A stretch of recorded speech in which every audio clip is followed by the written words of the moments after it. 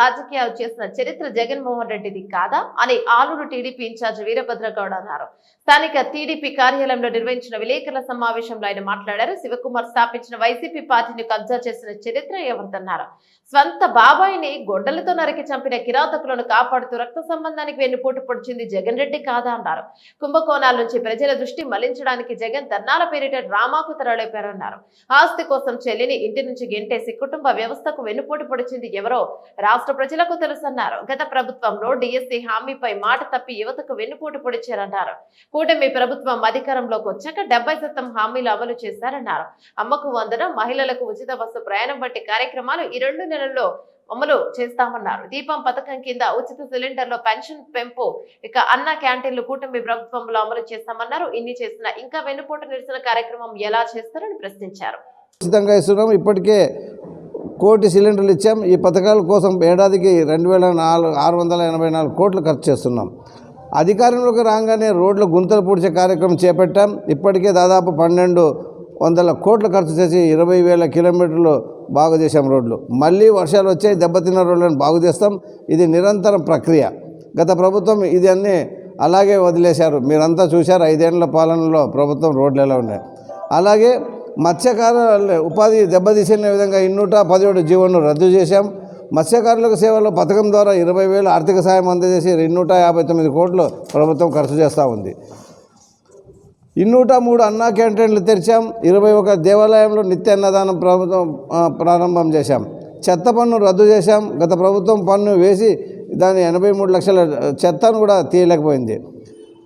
ధాన్యం రైతులు గత ప్రభుత్వం నుంచి బకాయి పెట్టిన 1,674 కోట్లు విడుదల చేశాం.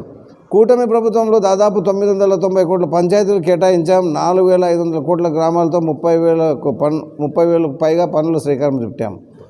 94 కేంద్రాల సామాజిక పథకాల్లో 73 పథకాలు పునరుద్ధరించాం. 2025-26 బడ్జెట్లో కోసం బీసీల కోసం దాదాపు 47,156 కోట్లు కేటాయించాం. నాయ బ్రాహ్మణుల వేతనాల కోసం 25,000 పెంచాం. చేనేతలు జీఎస్టీ ఎత్తేసాం. పవర్ లూమ్స్కు 500 యూనిట్లు, హ్యాండ్లూమ్స్కు 200 యూనిట్లు ఉచిత కరెంటు ఇస్తున్నాం. గీత కార్మికులకు 10% మద్యం షాపులు కేటాయించాం. స్వర్ణ కార్మికులకు కార్పొరేషన్ ఏర్పాటు చేశాం. సోలార్ విద్యుత్ పథకంలో బీసీలకు 3 కిలోవాట్లకు మొత్తం 98,000 సబ్సిడీ కూడా అందిస్తున్నాం. అధికారంలో రాగానే ఇన్ని పథకాల్లో మనం అమలు చేశాం. త్వరలో కూడా మిగతావన్నీ కూడా అమలు చేస్తున్నాం. రేపు 12వ తారీఖున అమ్మకు వందన దీవెనంగా ఇంట్లో, తల్లికి వందన దీవెన ఇంట్లో ఎంతమంది ఉంటే అంతమందికి డబ్బులు కూడా వేస్తున్నాం. అదేవిధంగా ఆగస్టు 15న దాదాపు 750 బస్సులు కొంటున్నాం. 750 బస్సులు, ఎలక్ట్రికల్ బస్సులు కొని ఉచితంగా ఏదైతే మనం మాట ఇచ్చామో మహిళలకు ఉచిత ప్రయాణం అది కూడా కల్పించబోతున్నాం. ఏదైతే మన మేనిఫెస్టోలో ఉన్నాయో అవన్నీ కూడా తూచా తప్పకుండా ఈ కూటమి ప్రభుత్వం చేస్తుంటే మరి జగన్మోహన్ రెడ్డి వెన్నుపోటు అని రేపు ఏం చేస్తున్నాడు అనేది మనం కూడా వేచి చూడాలి. మళ్ళీ ఇలాంటి వాళ్ళకి తమ మీద ఇప్పుడు కేసులు ఉన్నాయి. ఇవన్నీ కుంభకోణాల నుంచి బయటికి పడాలంటే ప్రజలను. అందరికీ నమస్కారాలు. జగన్మోహన్ రెడ్డి గారు వెన్నుపోటు అనే కార్యక్రమాన్ని రేపు పెట్టారు. మళ్ళా ఈరోజు జగన్మోహన్ రెడ్డి గారు వెన్నుపోటు గురించి మాట్లాడడం విడ్డూరంగా ఉంది. వెన్నుపోటు పరంపరం ఈ రాష్ట్రంలో చూసుకుంటే మొట్టమొదట వాళ్ళ తాతగారు రాజారెడ్డి గారు, తర్వాత రాజశేఖర రెడ్డి గారు, ఈ రాజకీయ చరిత్ర కోసం జగన్మోహన్ రెడ్డి గారు, వీళ్ళందరూ వెన్నుపోటు చేశారు. రాజారెడ్డి గారు బయోరిటీస్లో, మంగపేట మైన్స్లో మళ్ళా పార్ట్నర్గా ఉండి వెన్నుపోటు పొడిచింది లేదా? మళ్ళీ రాజశేఖర రెడ్డి గారు పివి నరసింహారావు మీద చెప్పులు విసిరేసి వెన్నుపోటు పొడిచింది లేదా? అదేవిధంగా జగన్మోహన్ రెడ్డి గారు చెల్లికి భాగం ఆస్తుల్లో తగాదాలు పెట్టుకుని వెన్నుపోటు పొడిచింది లేదా? మరి ఇవన్నీ వాళ్ళ ఇంట్లో పరంపరంగా వస్తూ ఈరోజు మన కూటమి ప్రభుత్వం మీద వెన్నుపోటు అనేది ఎంతవరకు సమంజసమని మేము అడుగుతున్నాం.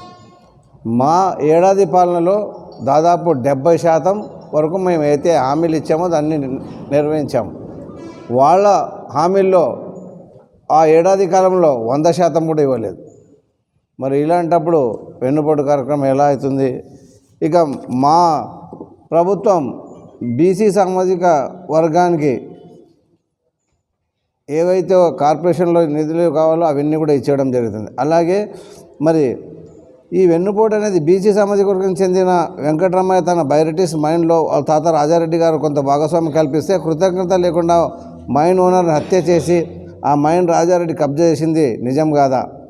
కాంగ్రెస్ని అడ్డం పెట్టుకుని లక్షలు దోపిడీ చేస్తూ ఆ పార్టీ వెన్నుపోటు పొడిచింది వైసీపీ పార్టీ స్థాపించింది కాదా?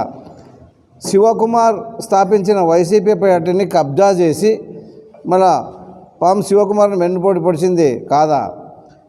ఎత్తుకొని పెంచిన బాబాయిని గొడ్డల పెట్టితో నరికి చంపి కిరాతకుల్ని కాపాడు రక్త సంబంధం వెన్నుపోటు పొడిచింది కాదా? ఆస్తి కోసం తల్లి చెల్లి ఇంట నుంచి గంటేసి కుటుంబ వ్యవస్థకే వెన్నుపోటు పొడిచారు. 5 ఏళ్ల పాలనలో 85% హామీలను ఎగనమం పెట్టి ప్రజలకు వెన్నుపోటు పొడిచింది కాదా?